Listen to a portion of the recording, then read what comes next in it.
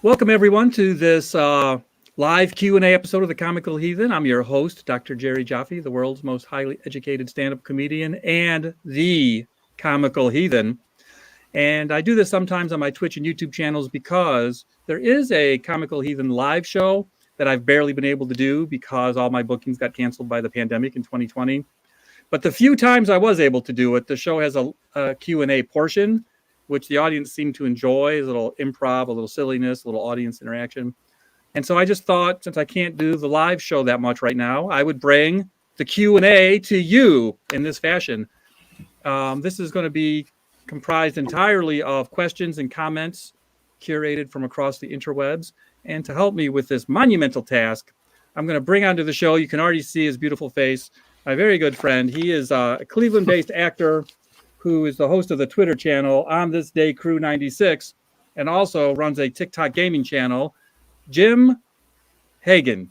Hey, that's me, Jim Hagan. Yes. Sweet.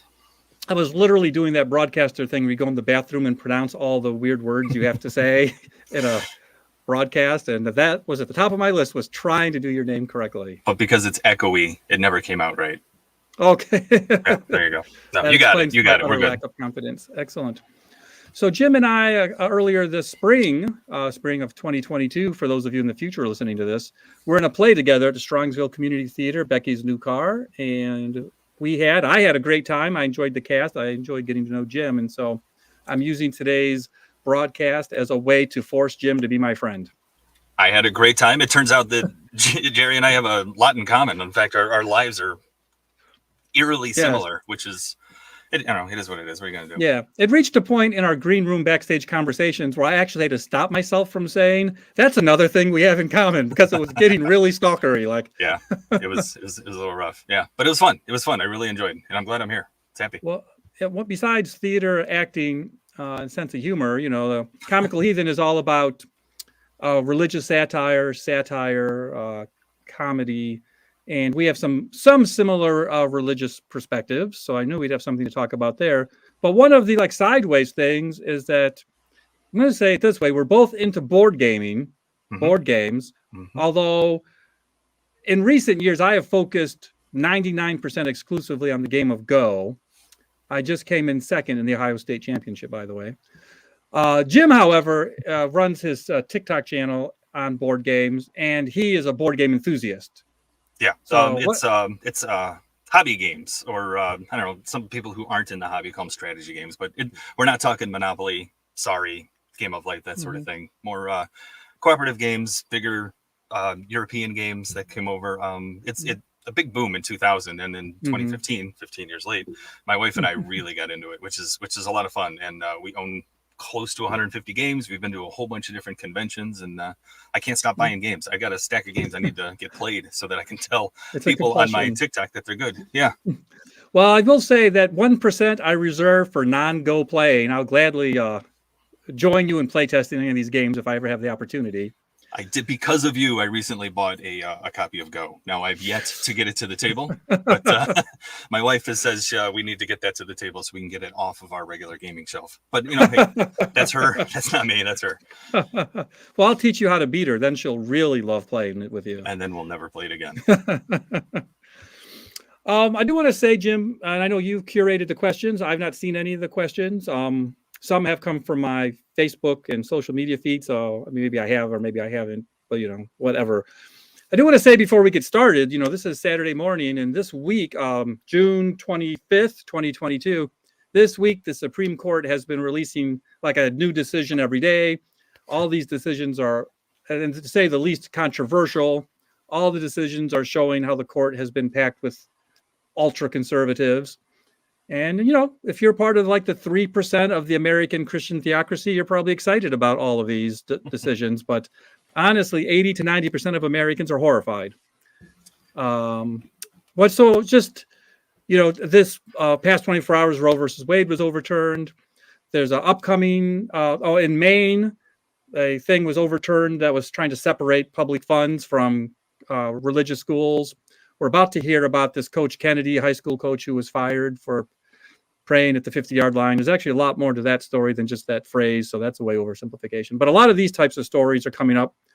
We're not political scholars. We're not legal scholars. We're two doofuses in our bunkers. I make it analogous to coffee house conversation. So we're just chit-chatting about what's on our mind. Just for the 12 people who listen to this podcast, let me say that we do, besides Jim, I do have a very special guest coming up at the half hour. My good friend, professional comedian, I've worked with him many times, Bill Boronkay. He is at Comedy Caravan in Louisville this weekend, and he's kindly taken out some time to join us in this madcap fun we're about to have. But we'll bring him on closer to 1:30. So that's a little teaser. So, Jim, in your research and prep, what did you want to talk about? What question do you want to open with? So I listened to a couple of your previous podcasts just so I can get a feel for what I needed to bring here. So I'm sure you saw your numbers skyrocket in the last week here. Yeah.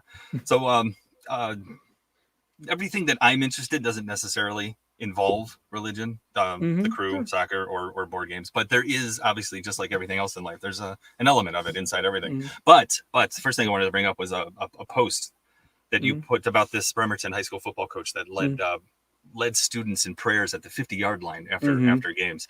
A lot of the responses to that I noticed were saying that the coach wasn't forcing the kids to pray. How do you feel about that?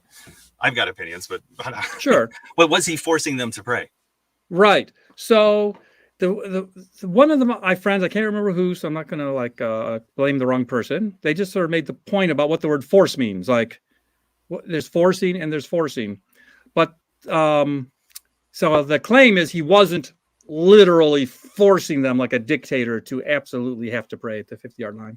What he was doing was, after games, he was supposedly quietly going to the 50-yard line, taking a knee and doing a private prayer. And he's been doing that for 7 or 8 years. And then players started joining him when they noticed him doing it. And then as more players joined, it created a situation where other players were like, are we supposed to be doing this? And, when you're an athlete, you worry about playing time and how the coach is making their decisions. And it's been well documented, even in the NFL, let alone high schools and colleges, that non-religious players will participate in these kind of religious rituals just for the sake of the team. So I think there's no way a person can honestly say that their coach, their high school coach with teenagers, boys not yet men, are going to be not social pressured. And as soon as that social pressure is there, we have a problem. That's kind of what I was thinking, because they are high school kids. Peer pressure is a thing. I mean, and in high school, it's so much bigger. And even if it's not the coach, requiring everyone to go, there's captains that are on the team that are peers, also 16, 17-year-old boys. Yeah. And if they see somebody that they already don't necessarily think belongs there, not joining in, I mean, it just brings social, and it pours over outside of the football into the classroom and when they meet after school, because kids are they can be mean to each other. They can be fantastic as well. Don't get me wrong. But agreed. But I haven't been bullied, but I've been laughed at and whatever. And I know it sucks.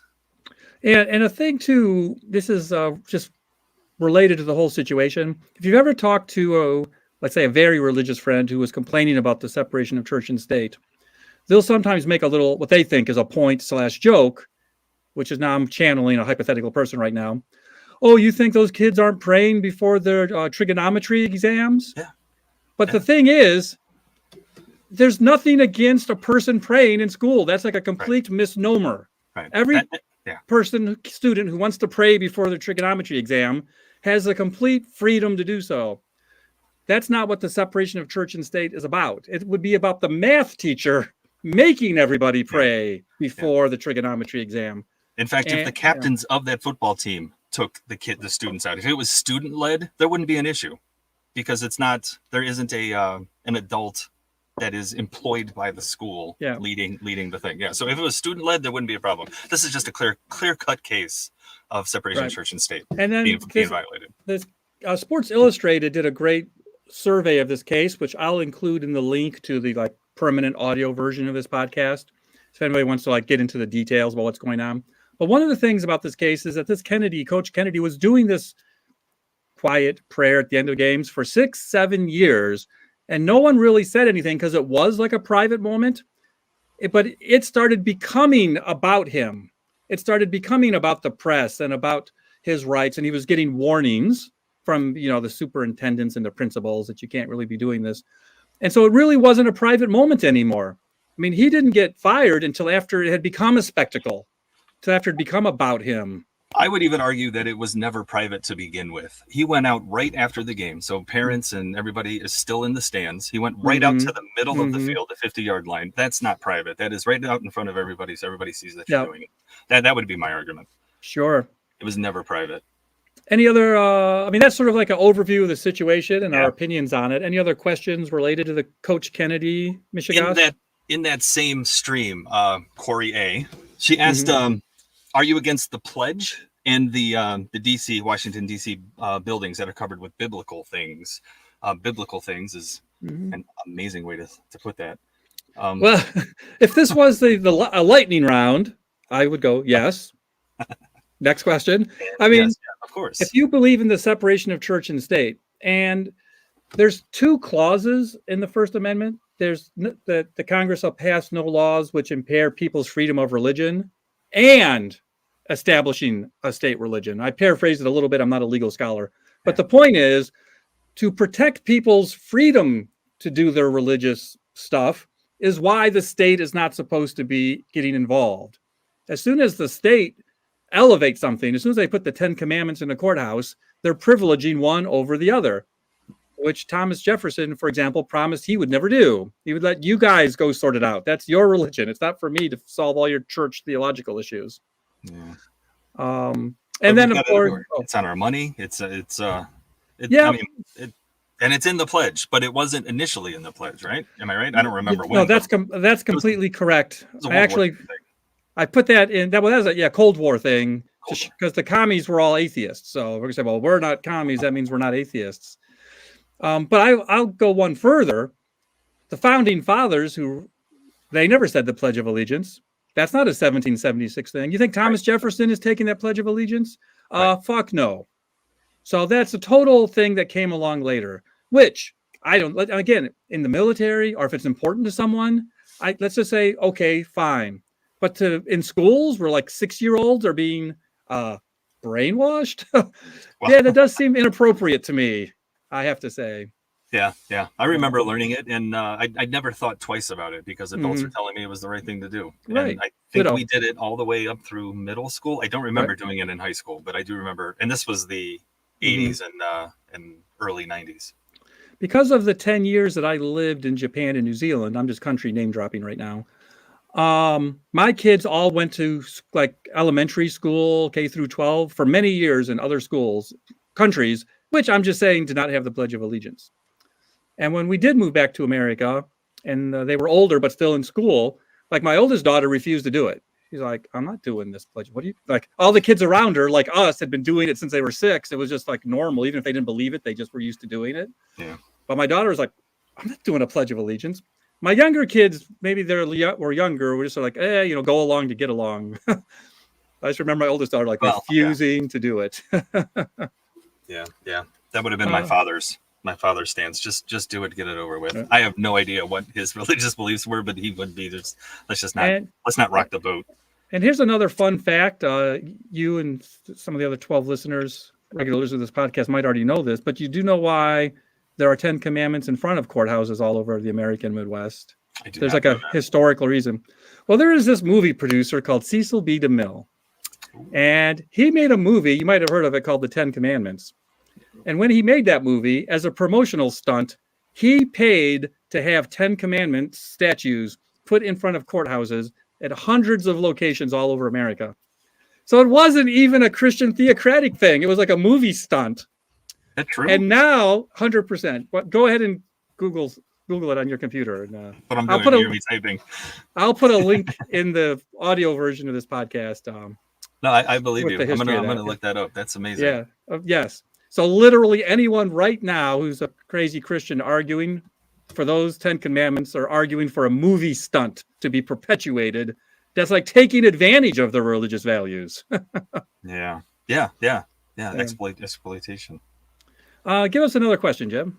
Well, I'm going to move I want to Please move do. topics. We're still going to stay obviously with the religion, but we mentioned I'm a big board gamer, and there are a good board game is a good board game, regardless of what the theme is, whether it's religious or it's not religious. But I've noticed, I was looking at my collection, and I have a game called Orleans, which is a city in France, so it's probably pronounced differently than that. But there is there's religious elements within the game that I never even noticed before. There's monks that help you become so that you what does it do? The monks help you. They give you more resources so that you can move further in the game. You can't play. There's also farmers and merchants and knights and all that other sort of thing. But having, I just kept thinking other things that are not necessarily religious but have religious elements in them. Like can a religious only board game be good? Sure, it can. Can a rock band that only plays religious music, can they be good? No, I've not yet found one. Nope. I don't know. I just wondered if like the hidden, it's what we went back to. We're so used to it, we just go along with it and keep our mouth shut. So every game, from Go and chess to strategy board games, hobby board games to Monopoly and life. So every game will have two elements. Agree or disagree after I say this, Jim. There has to be an economic system of some kind. Something has value that must be exchanged in some manner. And secondly, there has to be a value system in play. Something in acting terms, we'd say, what's at stake for our characters? Sure. So, Monopoly is in fact one of the most evil, vile games ever invented because the moral system inside the game is to financially dominate your family. Like I don't know how many times my brothers and sisters went bankrupt because I was better at math than them. So there's going to be some kind of value system. And just the big example, which is super obvious to all gamers, is Dungeons and Dragons, which is not a board game, it's a role-playing game, but it has its alignment system. So it has its, pantheons of gods and demons. But almost more interesting is the axis of good versus evil and law versus chaos and neutrality. And so there's a value system just overtly baked into that game that sort of makes my point. Sure. There's tons of Lovecraft, H.P. Lovecraft. There are a ton of board games based on his work, and despite the history that he has, games like Mansions of Magic and Eldritch Horror bring up Cthulhu and how the cultists and because it's not an actual religion, I don't think of it as a religious game. But when I did my search for this, all of the Lovecraftian games popped up, and it just occurred to me that of course I own religious games that have religion in them, but they're not actually religious. There's tons of games about Egypt and the gods of Greek, the Greek gods, that sort of thing. Oh, sure. Just amazing how I didn't even notice these things were on my shelf. Mindfulness. We teach mindfulness at the Comical Heathen, Jim. Hey, do you have any other specific gaming related questions or points? And I only say that because I'm going to, well, keep them in mind if you do, but I want to say, because of all the Supreme Court decisions that have come and are coming, I was actually on the phone with a friend of mine, David Olnhausen, and I probably just mispronounced his name. He'll correct me in a minute. And I said, David, why don't you come on today? I'm doing this nonsense and give me and Jim a question. So I am going to bring into the stream right now my good friend, David, and he is going to have something to say. Hello. David, how are you, sir? I'm doing all right. Thanks for coming along today. Jim, I told David I'd give him 60 seconds to say whatever he wanted and ask us a question. You ready, David? Sure. Okay, over to you. In light of the SCOTUS decision and obvious upcoming decisions that are to come, Clarence Thomas having stated many of them on his hatchet list, anyone who has friends, family, of Republicans, or where you suspect they may be the hardcore type that are in favor of this and not the kind that are shocked by it, how do you handle that type of situation? Do you really broach the topic and risk the friendship or the relationship in general, Or do you kind of like scale back and just kind of go, you know, the relationship has other things to offer? What are your thoughts? That's tough. Jim, you want to go first, or you want to think for a second, and I'll go That's first? tough. No, I'm good. My personality just tells me to avoid and ignore. Like I have very good friends that I disagree with politically, and it's been that way for a long time. In fact, in Facebook, within the last 3 years, I have like 15 less friends because they see what I'm posting and they just decide that I'm not worthy of their time. Now, I don't see these people face to face. Like I went to high school with them. And I haven't seen them since. We just caught up on Facebook. So I'm not exactly sure what to do. I know I get anxious when people start talking about things that I completely disagree with. And I know I have good points, but I always feel like if I start arguing, I'm going to get out-argued. Have you ever, Jim, had a situation, like you said, those 15 people like unfriended you, and who cares? It's Facebook. Facebook friends come and go. But anyone that you've decided you just can't socialize with anymore because it was just too much? I'd like to say I have, but I don't, not that I like to say I have, but I don't think that I have, especially not on Facebook. Because as you said, Facebook is Facebook. They're just names on a screen. I don't actually talk to the people like face to face. Right. I don't know. I would definitely bring up my opposition to what they're saying. My sister and I are completely different politically.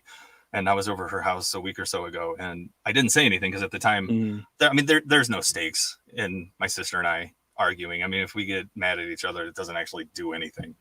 So, but we were in her house, so I played by her rules. And maybe I shouldn't have. I don't know. But she's an adult in her own right. She can make decisions. My general feeling, which is on the sort of the idea of like completely isolating, or as the trendy kids say, ghosting someone, is that like by and large, it's not productive in the long run, because channels of communication is the only chance you have of changing someone's mind. And you're not going to talk a crazy religious person out of their evolution denialism or their complete hatred of choice. But on the one hand, don't think about the most extreme person. Like, there's people who are less extreme than that. And maybe just by sharing ideas or maintaining your friendships, there have been a lot of cases where that have been documented where Jewish people and African-American people have gone into white supremacist organizations and basically, I'm going to use this is my own way of putting it, saved people by getting to know them. And they realized, oh, Jewish people aren't actually the devil with forked tails and things like that. So it's only by, like the phrase during apartheid was constructive engagement. Is there any chance of reeling anyone back away from the edge of madness? I will say, I do have one friend that I am almost ghosting. And if he or she were listening right now, they would know I'm talking about them, but I will not say their name. They are just so far down the rabbit hole of conspiracy theories, I cannot talk to them. Yeah. That's fair. Sometimes this person has blown up my phone with 20 or 30 texts in like 5 minutes. And I'll ignore, and then I'll randomly pick one and just say, okay, what the fuck is this guy going on, or girl going on about right now? And whatever I click on, I can fact check in 2 minutes and send him a link that says it's not true. Like, he has never once, or she, sent me a factually accurate text or link or video.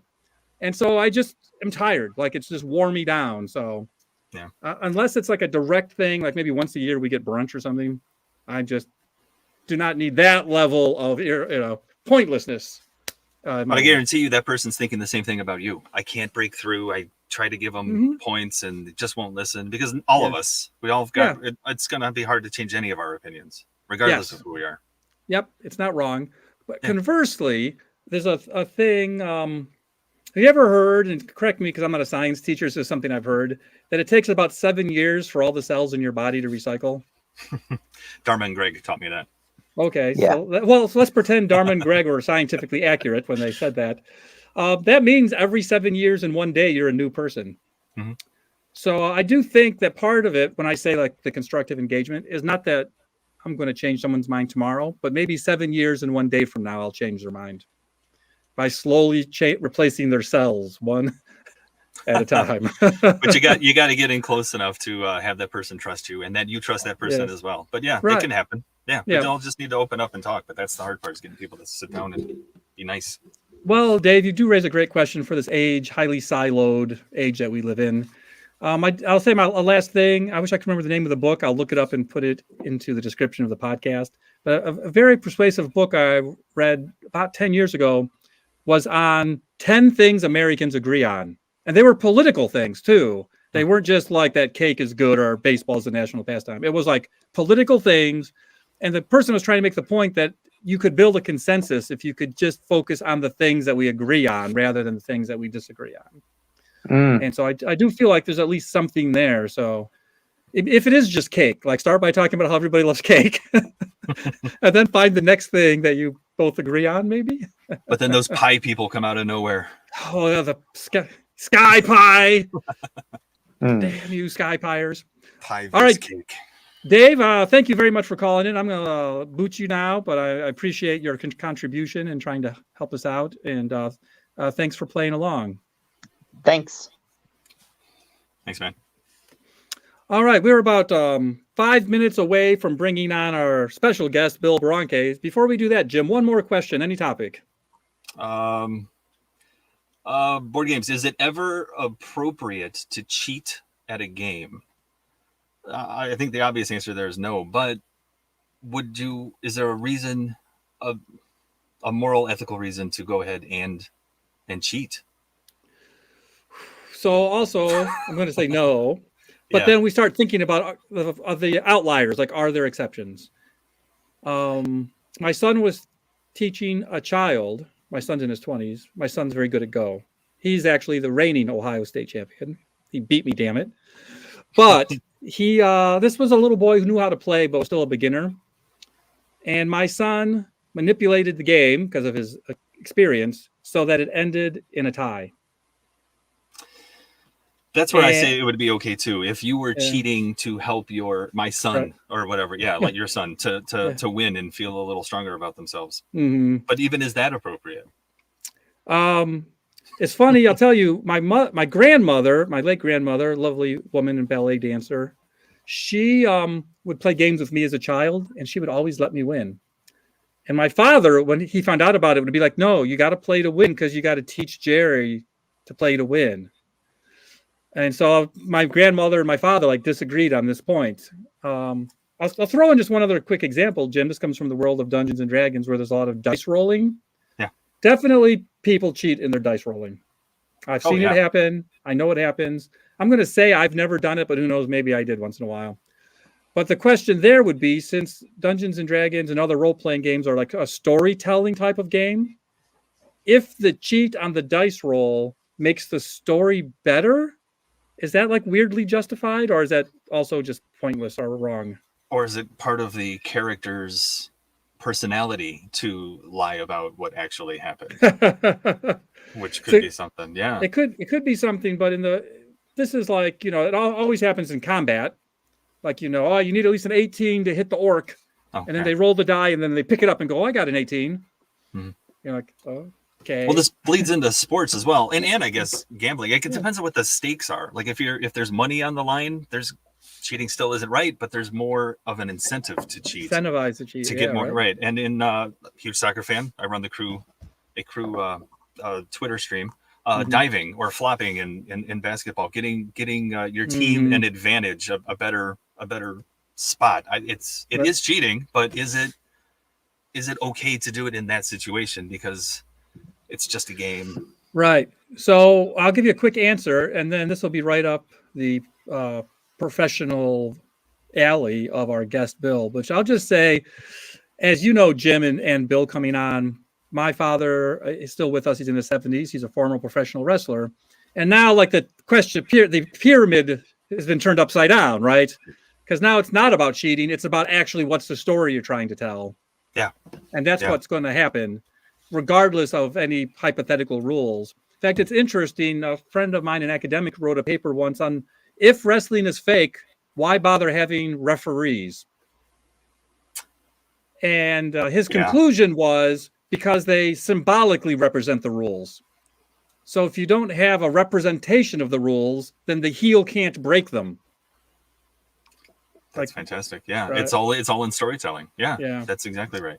All right. Well, let's bring our guest, Mr. Bill Boronkay, currently appearing at the Comedy Caravan in Louisville. Kindly took a few minutes out of his day to join us for this nonsense.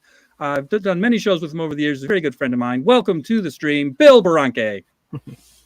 First of all, I just want to say I think it's incredibly rude that you always fact check my texts to you. I'm a little insulted. Well, and the other thing is, I agree with Jim. Listen, it's not cake is so overrated. Much better. No, you're not a pie skyer, are you? Food, they're better all around. You better not try to teach pies in my public schools. Pies rock, but they're messier, and a cookie you can take anywhere. A cookie can be a sit at home. It can be in the car. It's just so much better. And if it's oatmeal raisin, you can pretend it's healthy. Oh, well, oatmeal raisin is what I assume and hope hell is like, because I'm certainly going to hell, and there better be some oatmeal raisin there. I guess I'm in the minority. I don't mind oatmeal raisin. It's not great, but it's not. No, I love it. No, this is about how much I love it. Is that it's like it's as good as sin. Okay, so this question goes to you, Jim. We were talking about cheating. What about lying about cookies? Because I totally feel like Jerry is lying. Now, is that Jerry's character? He's trying to get on our side to come over to the pie side, and he realizes that he can't. Two against one is no good. Yeah, it's a microbial bridge, so we're stay connected on the germ level. Bill, how about you are those who know you, and I've introduced you many times hosting comedy shows. Former sportscaster who once had a famous job interview at ESPN. It's always good that your high point is a failure. Bring that out. Man, he came in second and has done nothing since. Well, you're making the people in Louisville laugh this weekend. That counts for something. I'm doing it like 10 at a time, baby. But what about, basketball players flopping, soccer players similarly? Well, what do you think about that diving? In years past, it wouldn't be cheating because they didn't specifically have a rule against it, at least in the NBA. Now they have a rule against it, though they are very selective in enforcing it. But I just think it's total BS. I hate it. And I'm like, if you have a rule, it's kind of like, and again, I don't watch enough. I've watched MLS. I don't watch enough of it to really get a feel. But like in the NBA, they have the superstar treatment. And do you call, like they'll even in the telecast, do you call this foul at this time of the game? And it's like, yeah, it's a foul. It doesn't matter what time of the game it is. It's a foul. And flopping is now illegal. So yeah, you call it. It's BS. It's, why are you going to get an advantage from acting unless it's wrestling? Right. It's the same thing in soccer.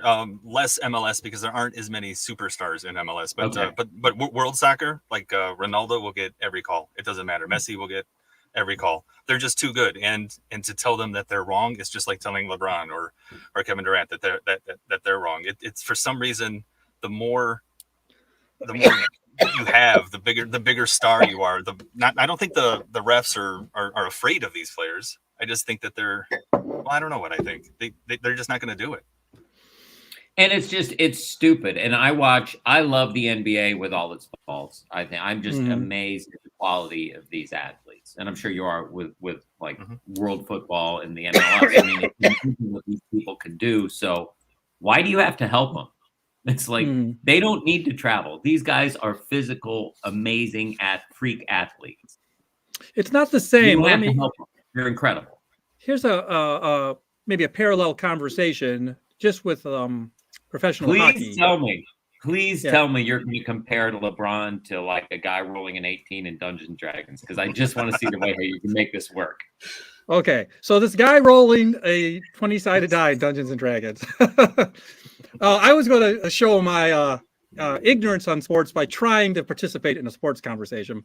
All right, let's entertain you, but come on. Okay. I was thinking of hockey, how international hockey has a lot less fights. And in recent years, they've tried to legislate fighting out of NHL hockey. And so, like, does hockey need fighting, or in the same way? Like, I mean, there are fouls and penalties involved with fighting, but instead of flopping, it's like attacking. Yeah. Well, you'll get a lot of fans saying that, there's no reason to go to hockey if I can't see a fight, or there's no reason to go to a NASCAR race if there's no crashes. But those are dangerous things. Why are people so interested in seeing people get hurt? Right. Well, and I think in hockey, I don't know that it's as much as it was when we were younger, as far as the thirst for it. Right.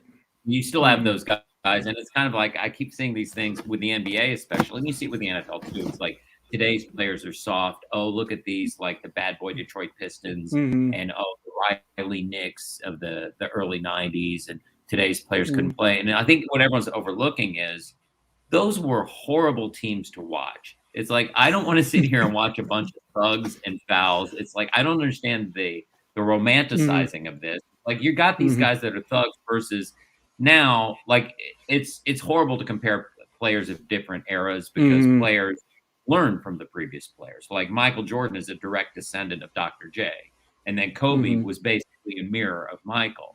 And the difference is there are so many more athletes now athletically that are closer to Michael Jordan than when he played. And that's just evolution because kids grew up watching to emulate it.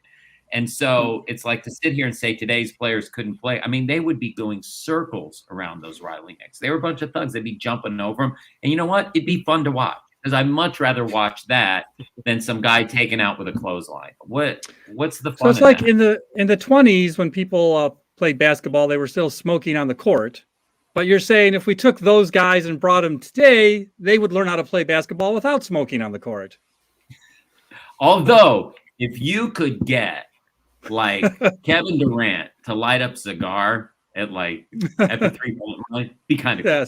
Yes, that's true. It would be all over Instagram. That's for sure. Yes, he's the king of Instagram. That's Jim, who was it? It was one of the. It's funny when you look at you were mentioning the 20s and the stuff. When I worked in Kansas City, Len Dawson was just a legend there. And, they won Super Bowl 4. And 4. So, but there's the shot of him at halftime smoking a cigarette. They didn't have halftime shows back then. Yeah. Jim, that's even before Up With People, which was probably before your time, but it was one of the most horrible halftime shows. It was this whole. Do either one of you guys remember this? No. Yes. The first 10 halftimes were either Up With People or college bands. Yeah. And it's so funny? So they had the Up With People. It's this all positive, happy thing with the marching band. It's horrible to watch. But the greatest thing, The Simpsons did a Thanksgiving episode. And it was funny because they had Homer was watching the game. It's when the Cowboys, who really sucked, and I'm a huge Cowboy fan. And, they always play Thanksgiving. And so he's like, that's Daddy's favorite team. And he's explaining it to, I think, Maggie. And they cut to a shot, and the Cowboys quarterback's like laying with his leg twitching and stuff and just flattened. And then they cut to, instead of Up With People, they did Hooray for Everything. And I'm like, wow, there's just nothing they won't mock. Right. What were we talking about again? Jim. Do you have other sports-related questions you've curated for us? Let's see what I got. Curated? Well, I like that word. Yeah, curated. Most of because I'm such a. I know when I was a child, it was every sport. But as I'm getting older, I mostly just watch soccer, whether it's my team in Columbus or international. I don't know if you guys are aware, but the World Cup is going to be for the first time in the winter months, and it's going to be held in Qatar. Which is next to Saudi Arabia, and there's huge controversy over there because Qatar is not big on human rights and civil liberties and freedom of expression and all that stuff. And there's all kinds of stuff coming out that they bought the bid that they shouldn't have it in any way, and FIFA is just taking money to make to make money. And I don't know. It seems like more of a governmental issue, but there's a lot of religion in this because of who Qatar is. I don't have. So it's basically a preview. Phil, any thoughts about that? It's a preview of what the World Cup would be like if it was maybe 20 years down the road in America. It's going to be bam, political. Bam. Yes, bam. boom. Yeah, 2026. It's going to be in the U.S. Bill, you win. Well, we have time to catch up. Yeah. We're not far behind. Yeah. So a friend of mine, actually, Bill knows, Jim, if I've never told you, in school, I did wrestle for a couple of years. I'm kind of lanky. And I went 0-5 one year. I'm sure you find that hard to believe. But my coach was an Olympic athlete, Greg Wojciechowski, who later became a professional wrestler under the name of the Great Wojo. And I'm bringing him up not to name drop or to seem like I can talk about sports, but actually, the Great Wojo is a heavyweight amateur wrestler. The one time he many national championships, but he only made the Olympic team 1 year as the main guy, not as a backup. And the year that he did was when we boycotted Russia under Carter. And so he didn't get to go, which was upsetting. And then Carter had all the athletes to the White House and gave them honorary gold medals. So he has an honorary gold medal. But I just admit bringing that up in context of this, Jim, just to raise this issue. There's some kind of like idealism around the Olympics that despite politics or war, we could come together as a world and do something. And that includes networking, like having the American players and the Russian players on the field together or in the Olympic Village together. Can we teach each other something? Can we build bridges? And so that's what Greg had said to me, that he thought that that's what he was supposed to do, was like to be an ambassador and go to Russia and like try to teach American values. So is there an opportunity in Qatar for that? Or is it just going to be so oppressive of an environment politically and religiously that there's not going to be any, I say, cultural or political exchange? No, I think on the surface, no one's even going to notice. It's just going to be match after match after match. But it's the stuff that we don't see that's bothering a lot of people. But like just to the American audience that doesn't know a lot about soccer, it's just watching it because it's the World Cup and it happens once every 4 years. It's not even going to be an issue. And they're doing it in the winter, so it's only. Thing. Oh, go ahead, Bill. When you talk like Olympics and Olympic Village, is I think the importance of it is what it does for the economy for condom makers. Because that is notorious for the Olympic Village. And why not? You have all these world-class athletes. They make those, I think that's beautiful babies. No kidding. Which superior race, it's Hitler's dream come true. There will definitely not be any I guess I shouldn't say any. There'll be a lot less baby making in Qatar. They're having it in the winter, right? Because it'll only be 119 degrees, unlike in the summer when it'll be 219 degrees. That's exactly why it's in the winter. Yeah, it's the first time ever it's been in the winter. And isn't there? Or is this... Go ahead, Bill. Go ahead, Jerry. I'm sorry. No, go ahead. I was just going to say, Jim, isn't there also? They were showing models a couple of years ago of the stadium they were building that looks like a vagina. Is that still happening? Those still exist, but it's how those buildings, those stadiums were built that is a big issue. The migrant workers, which are pretty much amounts to forced labor. So I mean, it's not pretty. Right. But we're going, and I'm rooting for the USA. Yep. Oh, I'm not going. One of the things, and kind of like I agree with what you were saying, Jim, about like on the surface. To the athletes, it probably won't, it's soccer. It's what you grew up wanting to do. It's like your friend that was denied his dream, Jerry, because they boycotted. And it's like, that's what you were born to do, is to play this sport. But it's also, if you look at it outside of the idealism of the Olympics, this is a huge economic boom to whoever hosts it. Oh. And it's like, okay, you're going to reward this country with all the horrible things they do. Now, it's easy to say that about things in the U.S. too. I get that, but it's like, all right, if I'm an athlete, it's like, dude, this is what I do. This has nothing to do with politics, even though, Well, Bill, I would like to get your opinion of what Jim and I were talking about at the top of the stream, which was high school coaches having prayer sessions.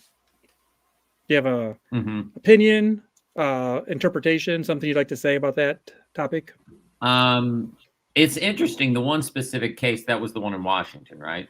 That Coach Kennedy that spurred all this is, it's easy to say a blanket yes or no without looking into it. And he's like, well, first of all, it's different between a public and private school. So if it's a public school, I mean, if it's a private school, if it's a Catholic school, I get it. Mm-hmm. Because those kids are supposedly, even though Catholic schools are recruiting all the time players, whatever, you're a Catholic school, I get it. But all right, if it's a public school, and because what was his argument? He's like, I'm not doing it to draw attention. I'm just going out there by myself on the 50-yard line. Other students happen to be coming with me. Yeah. But then students felt like if they didn't, they would get penalized. It's like, yeah, because you're the coach. I mean, I totally get that. And I'm like, it's like if a teacher would do it in the like right after class or right before class. It's like, you can't do it some other time. You can't do it privately somewhere else. You're going to go out to the 50-yard line and tell me that's a private thing? No, that's not.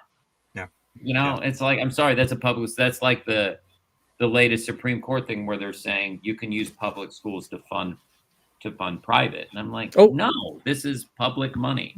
If you're not going to be taxed, and why are you going to accept tax money? That's in Maine, and it's specifically not just private, but religious. Like you can use public money to divert it to religious schools, even. Because Maine was giving money to private schools as long as they weren't religious, because there's so much land and some people don't live near public schools. Yeah. So I'm and the other thing is with that specific case is the school district told him no. And he went ahead and did it 2 more times anyway before the school district said, "Okay, we're not going to rehire him." And it's like, well, yeah, you directly went against the wishes of your employer. Right. Yes, he had numerous warnings, for sure, and also, I had mentioned, Bill, that Sports Illustrated did a lengthy article on it, so people should check it out if they are interested. But the day that was like the last time he did it, that was like the over the top. Now you're going to get fired. He was posting on Facebook that this was about to happen. The news was there because it had been building and building. So it was whatever the opposite of a private moment was. It was like a spectacle that he was orchestrating. Yes. He was daring them to fire him. Yeah. Yes. Yeah. And they did. Yeah. Yep. And then he took it to court and he lost. Then he appealed and he lost. And then he appealed again and he lost. They eventually got it to the Supreme Court. They said, get the hell out of here. We don't want to hear it. So he appealed again. Shocking. Yeah. But they gave him, but what they did is they said, but if it was about this, maybe we would look at it. So they gave him, another round. But then he appealed, he lost. And now that the court is packed, they're at the Supreme Court again, and we should hear a decision sometime next week. Right. Gee, I wonder which way it'll go. Yeah. It's clear cut. Yeah. Hey, Jim, we had about 5, maybe 8 minutes left. We should always end with a lightning round. Give us 2 or 3 quick questions, and Bill and I will give our best quick answers. Let me find these. These don't have anything to do with anything. Even better. Neither do our answers. Yes. You are a superhero. Do you prefer invisibility or super strength? Super strength. What? Yeah, I always wanted to be super strong. Wait a minute. Define super. How strong am I? Yeah, more than that. However strong you are, more than that. I'm taking the strength. Because if I was invisible, I guess if you were invisible, you couldn't see how weak I am. So that would be an advantage. But I want to show off my strength, man. Yes. Yeah. I'm also voting strength. Yeah, wow. Voting strength. I'm an invisibility guy. I've always wanted to just go get an apple whenever I wanted it at the grocery market. Right. Really? That's the first thing you're going to do when you're granted. Like, and get a good one. I'm tired of these Red Delicious. Get me a damn Honeycrisp. Well, I would say, well, you mentioned your wife. The one usefulness of invisibility would be able to go into the other room. Without the dog following me. Yeah. Now, friend of mine, Jim, you didn't know this, so I'm just bringing it up, does a bit about this where he asks the audience, but he does invisibility, super strength, or flying. Oh. Ooh. So if we threw that in, would that change anyone's answer? I don't know. Flying would be cool, but how often are you going to use it? Strength I can use every day.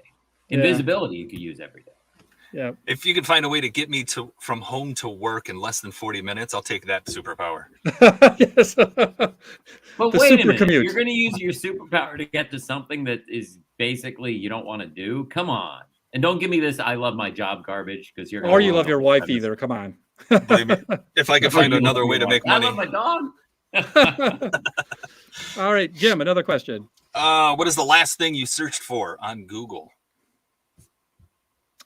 I'm looking up at my work computer to see if I can see what the last thing was I worked. Close that one tab before you answer. Actually, you know what I think I Googled was the football coach with the prayer. I think that might have been it, which is a shitty answer. That was in my top 3 also. I forwarded it to myself. And you know why? Because you guys know me, so I could remember his name. Because I was surely going to forget his name. That's why I kept saying Coach Kennedy, because I was showing off that I knew his name. I did actually Google, since I'm in Louisville, somebody mentioned a place the other night, and I couldn't remember because I was asking about things to do in Louisville. Because I've been to they have the Ali Museum, which is actually really cool, Louisville Slugger thing. And this lady said the Waverly Hills Sanatorium. I'm like, what? And so I had to Google, and it's a sanatorium that's haunted. And I just found it funny because, like, there's so many towns you go to that's what they brag about, are their haunted places. They're ghost tours, they're haunted places. Yeah. Actually, I was in Austin, talking about veering off subject. They had a haunted walking tour, a ghost pub crawl, and the midnight walk, where you take the steps of the midnight assassin, who was America's first serial killer. And I'm just like, come to Austin. You're gonna leave terrified, but you're gonna get your steps in. I'm gonna add 2 quick things to your story, Bill. One, being from Louisville, everyone, I was born in Louisville. I'm a Kentuckian. Go see, if you haven't already, Colonel Sanders' grave is in Louisville. Are you gonna make like any kind of like gravy jokes on it, or? No, you do that. Post it to your TikTok. I have not done that. You can correct me if I'm wrong, Jerry, but isn't Colonel Sanders the reason why KFC is so big around Christmas time in Japan? What? So here's what happened with KFC. Do you remember, Bill, when we were lads and still in our knee shorts and high socks, where they used to have those like plastic statues, like life-size statues of Colonel Sanders in front of every KFC? Okay. Can you remember that? Yes. I think so. When the 70s or 80s, when they ditched that whole like look, hundreds of those were gathered up and thrown away. And the KFC distributor, marketer in Japan said, I think those would go well in Japan. And so he like literally pulled them out of the garbage, shipped them to Japan, and put them in front of every KFC in Tokyo and then around the country. And Japanese people went nuts. So they just loved that character. They're all about plantation owners. Is that what? Yeah. Well, because he's like an elderly wise man who feeds you delicious American chicken. And then every Christmas they dress him up, not like Santa, but they put like a red cap on his head, and he seems like a Christmas theme, becomes a Christmas themed image. So Colonel Sanders comes down your chimney and fills your stockings with like coleslaw. Coleslaw, sure. All right. Mashed potato and gravy. I did want to mention too, speaking of ghost tours, that the only place that I currently have the Comical Heathen live show booked is at the Collingwood Arts Center in Toledo, Ohio in September. I assume it'll be canceled by then. Every other one has been canceled. But as long as it kind of exists, they were featured in a ghost hunting show. They have a famous ghost tour. It's one of the cable channels that do ghost shows. Actually did a whole episode about the Collingwood Arts Center in Toledo. If you like ghost shows, check it out. Jim, come on. Okay, Bill, what kills you about ghost shows? And also like ancient aliens and UFO shows. And I buy that stuff. I totally am like, there's no way that we're the only people in all these universe, whatever. There's no way, right? Yeah, whatever. But those shows are always done so cheesily, and it's always like coming up and whatever. And it's like, and then they keep repeating the stuff to the setup, and there's always no payoff. Yeah, like the original Star Trek had better production values than any of these. Now, Jim, you were pulling a face. Tribbles. You know, if you can make it as believable as Tribbles, come on. Is that before both of your times? No, huge the Star trouble Trek with Tribbles. We're on it. We're on it. That was all right. We're all so, Jim. What's your feeling about these shows? They're all bunk. It's just entertainment. It's not even edutainment. It's just entertainment. It's just to make people think that they're smarter than they actually are. So great job, Bill. Yeah. Come on, Jim. 1 or 2 more questions. We got time for 1 or 2 more questions. What's a nickname your parents used to call you when you were little? Oh my God, I don't think I can say. My father called me Chief. I hate it. I don't like being called Chief. I don't like nicknames. Oh, I was Billy. Oh, I hated it. Yeah, I was Jimmy for a long time because that's kind of cool. Yeah, there's like 8 Jims in my family, so I've been Jimmy until everybody died. So now I'm Jim. Hey, Jim. Congratulations. Hey. My father is also from Chief to Jim. That's probably what happened. As people died, I outlived. There can only be one. So you were playing the long game. I was younger. I mean, yeah. My father's also called Jerry, and when I was a kid, I was often called Little Jer. So there was that. But in my high school, I started working at my grandfather's company, and I developed a reputation for being a little slow at work, getting shit done. And so they started calling me Step and Fetch It. What was it? Step and Fetch It. Have you ever heard? That's a name. Have you ever heard that name before? If you go to so first of all, no one meant it this way, but I think in 2022 it's going to sound racist because the character is an old black actor that appeared in various comedies and early talkies and was always like a servant or a slave or a sidekick. And his shtick was, no matter what movie he was in, his master or his friend or whatever would say, "Hey, would you go over to the yard and pick up the hose?" And then he'd go into this like slow, I can't do it. It's racist. I cannot depict the character. You'll just have to look it up. But his whole shtick was that he was slow and he would not like do the work. He'd talk about doing the work. And for some reason, the older people at my grandfather's company, when I'd come into work in summers, thought it was funny that I was slow about everything and started calling me Step and Fetch It. Step and Fetch It, the actor, was a kind of a pioneer. If you look at like a glass 10% full, because he was an early black actor who could get into Hollywood movies. Yeah. So later black actors did see him as like a role model and was like opening the door for them. But if you look back at what he did, 80 years later, it's potentially quite offensive. Yeah. Well, that's the way we see you, Jerry, is potentially quite offensive. Indeed. Jim, we're going to do one more question. What's the one you really wanted to make sure you got in? Oh, no, that's not what this is. This is just the last question I have.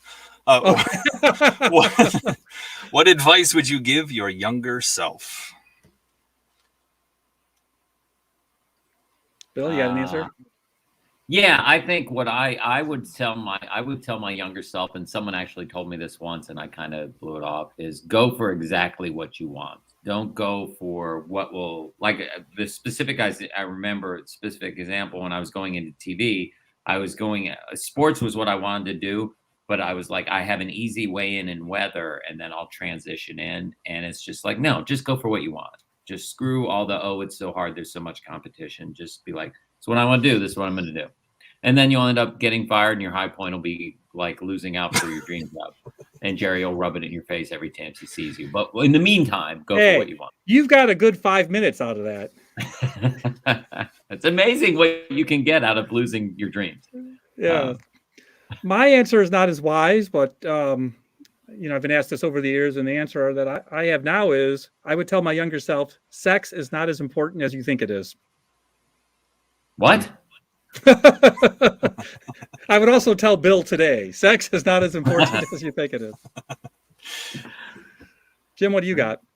Oh, just and nothing is important as you think it is. I was thinking that the whole time, and then you specified one specific thing, but everything in life, nothing is important as everybody makes it out to be. Just live your life, do what you want to do. I got it. Yeah. Damn, dude, that's actually pretty wise. Look at you. Yeah. Hey, as comedians often do, that's a great note to end on, Bill complimenting Jim. So let's just do a quick around the horn. Who has anything coming up? You're in Louisville right now, Bill. We got two more shows tonight in Louisville. Tell us about your website. Yeah, I'll put it in the link down below. But yes, put me in as Bill Boronkay or BillBoro.com. Very easy to spell. But yeah, it's got my schedule on there. We have 2 more shows at the Caravan here in Louisville tonight, and then in Kenosha, Wisconsin, the Kenosha Comedy Club next week. Nice. Shooting the TV show Cruising the following week, and then heading off on an Alaskan cruise. That's my excitement. So exciting! You've started doing cruises, right? Yeah, and it's so funny. when I first, like, if I had the place, I haven't traveled a lot until recent years, and my bucket list thing was I got to go to Hawaii. I got to see Hawaii, and so I was able to go to Hawaii. It's cool. And then when I started doing cruises, I'm like, I want to do an Alaskan cruise because that's what everyone says it's the most amazing of all of them. And so I got booked for an Alaskan cruise. I got booked for, then at the last minute, I got another one back to back almost. And now I'm going back again. And then almost all of August, I'm in Alaska. I'm like, okay, dudes, it's overkill. I get it. It's mountains, it's ice, it's snow. Can we move on? Can we go to something else? So yeah, I'm going to spend a lot of, you get sick of beauty is what it is. So excellent. Jim, but it's cool. Got anything coming up? Any plays or any announcements? The acting is slow. There is a short film that I did a while ago that's going to come out soon, but nobody's going to see it because there's only 4 of us that actually know that it exists. But if you like if you like board games, check out my TikTok at JMHGN, my name without vowels.games. If you enjoy the Columbus Crew, check out my Twitter at OnThisDayCrew96. And if you like mediocre bowling, catch me on Tuesdays in Parma. Well done, young man. All right. Nice. I am this weekend at Keller's in Erie. We have one show tonight. Fun. And then I'm supposed to do the live show at the Collingwood Art Center in September. And also here in my neck of the woods, which is the east side of Cleveland, in Mentor, I'm going to be closing out the new show at Toth's Place. Yes. So my Toth's Place, which I ran for almost 10 years, and at the time was the longest running independently produced comedy show in one venue in the state of Ohio. And then the pandemic killed that. So I haven't been able to say that sentence for 2 years. My good friend Milton Wiley has restarted it. So Milton Wiley's running it. They're doing it once a month. And because I was the old, guy there, he kindly booked me to close the August show. And I'm actually doing a small play in August too, Jim. Beckett's Crap's Last Tape. A friend of mine's directing me in that. So if you're any Beckett fans out there. And I'm going to include a link in the audio version of this podcast to my merch shop. You can get this coffee mug, the Comical Heathen coffee mug, at the Comical Heathen merch shop. I'll have a link for that too. All right, gentlemen, thank you so much for hanging out with me. Let's just say our thank yous and goodbyes. Jim, thank you for being my guest co-host. Glad to be here. Hopefully and Bill, I didn't mess it up. No, you get an A+, and you'll definitely be recruited again in the future. If I can convince you. Bill, thank you for being our special guest. I really appreciate you. Thank you guys for having me. And as a parting gift, we'll see if we can find Jim some oatmeal raisin cookies. Yes. Thank you, Dave, for calling in. Thank you, everybody else who contributed questions or comments. And I want to also thank in the podcast version, I'm not going to play it right now, but we have original theme music. It's Mark Bell playing the Skinner organ, remixed by my friend Jeff Geddert. And so if you listen to the podcast version, you will hear that music very soon. And as I end every broadcast, let me just end on this thought. It may be your dogma, but it's my karma. And I'm all about spreading the love. Thank you, everybody. Thanks, guys.